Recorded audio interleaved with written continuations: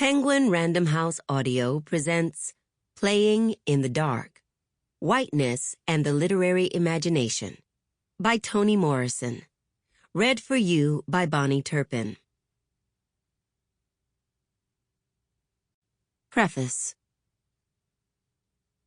Some years ago, in 1983 I believe, I read Marie Cardinal's The Words to Say It. More than the enthusiasm of the person who suggested the book, I was persuaded by the title. 5 words taken from Boileau that spoke the full agenda and unequivocal goal of a novelist. Cardinal's project was not fictional, however. It was to document her madness, her therapy, and the complicated process of healing in language as exact and as evocative as possible, in order to make both her experience and her understanding of it accessible to a stranger. The narrative into which life seems to cast itself surfaces most forcefully in certain kinds of psychoanalysis, and Cardinal proves herself ideal in rendering this deep story aspect of her life. She has written several books, won the Prix International, taught philosophy, and, during her journey into health, admits that she always planned someday to write about it. It is a fascinating book, and although I was skeptical at first of its classification as autobiographical novel, the accuracy of the label quickly becomes apparent. It is shaped quite as novels most frequently are, with scenes and dialogue selectively ordered and situated to satisfy conventional narrative expectations. There are flashbacks, well-placed descriptive passages, carefully paced action, and timely discoveries. Clearly, her preoccupations, her strategies, and her efforts to make chaos coherent are familiar to novelists.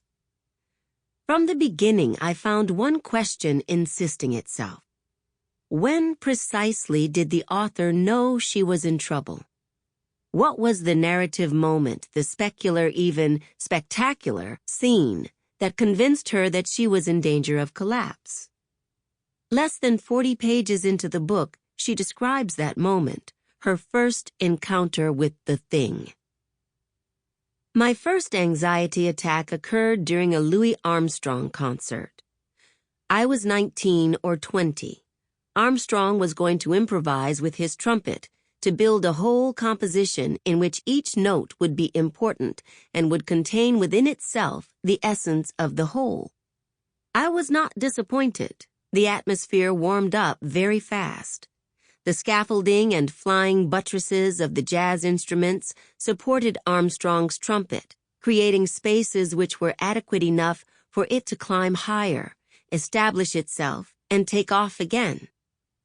The sounds of the trumpet sometimes piled up together, fusing a new musical base, a sort of matrix which gave birth to one precise, unique note, tracing a sound whose path was almost painful, so absolutely necessary had its equilibrium and duration become. It tore at the nerves of those who followed it. My heart began to accelerate, becoming more important than the music, shaking the bars of my rib cage, compressing my lungs so the air could no longer enter them. Gripped by panic at the idea of dying there in the middle of spasms, stomping feet, and the crowd howling, I ran into the street like someone possessed.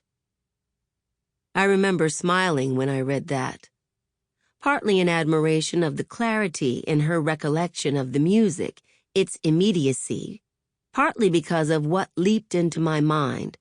What on earth was Louis playing that night? What was there in his music that drove this sensitive young girl hyperventilating into the street to be struck by the beauty and ravage of a camellia, svelte in appearance but torn apart inside? Enunciating that incident was crucial in the launching of her therapy. But the imagery that worked as a catalyst for her anxiety attack goes unremarked by her analyst, and by the eminent doctor, Bruno Bettelheim, who wrote both the preface and the afterword. None of them is interested in what ignited her strong apprehension of death. "I'm going to die," is what she was thinking and screaming. Of physical power out of control, nothing could appease me, and so I continued to run. As well as this curious flight from the genius of improvisation, sublime order, poise, and the illusion of permanence. The one precise, unique note, tracing a sound whose path was almost painful. So absolutely necessary had its equilibrium and duration become. It tore at the nerves of those, other than Armstrong apparently, who followed it. Emphasis mine. Unbearable equilibrium and duration, nerve-wracking balance and permanence. These are wonderful tropes for the illness that was breaking up Cardinal's life. Would an Edith Piaf concert or a Dvorak composition have had the same effect? Certainly either could have. What solicited my attention was whether the cultural associations of jazz were as important to Cardinal's possession as were its intellectual foundations. I was interested, as I had been for a long time, in the way Black people ignite critical moments of discovery or change or emphasis in literature not written by them. In fact, I had started, casually like a game, keeping a file of such instances. The Louis Armstrong catalyst was an addition to this file and encouraged me to reflect on the consequences of jazz, its visceral, emotional, and intellectual impact on the listener. Later on in Cardinal's autobiography, another luminous moment is described. But this one is not a violently physical reaction to the art of a Black musician. It is instead a conceptual response to a Black, that is, non-white, figuration.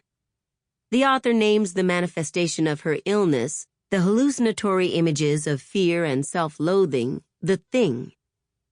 In reconstructing the origin of the powerfully repellent feelings the thing incites, Cardinal writes, "It seems to me that the thing took root in me permanently when I understood that we were to assassinate Algeria. For Algeria was my real mother. I carried her inside me the way a child carries the blood of his parents in his veins." She goes on to record the conflicting pain that war in Algeria caused her as a French girl born in Algeria, and her association of that country with the pleasures of childhood and budding sexuality. In moving images of matricide, of white slaughter of a Black mother, she locates the origin of the thing. Again, an internal devastation is aligned with a socially governed relationship with race. She was a colonialist, a white child, loving and loved by Arabs, but warned against them in relationships other than distant and controlled ones. Indeed, a white camellia, svelte in appearance, but torn apart inside. In Cardinal's narrative, Black or colored people and symbolic figurations of Blackness are markers for the benevolent and the wicked, the spiritual, thrilling tales of Allah's winged horse, and the voluptuous, of sinful but delicious sensuality, coupled with demands for purity and restraint. These figures take shape, form patterns, and play about in the pages of the autobiography. One of her earliest realizations in therapy concerns prepubescent sexuality. When she understands and no longer despises this aspect of herself, Cardinal is emboldened to stand up and tell the doctor as she exits his office, "You shouldn't keep that gargoyle in your office. It is hideous." And to remark further, "It was the first time I addressed him other than as a patient." Signaling the breakthrough and strategic to its articulation is this sign of horror and fear lodged in a gargoyle over which the now liberated patient has some control. Sample complete. Ready to continue?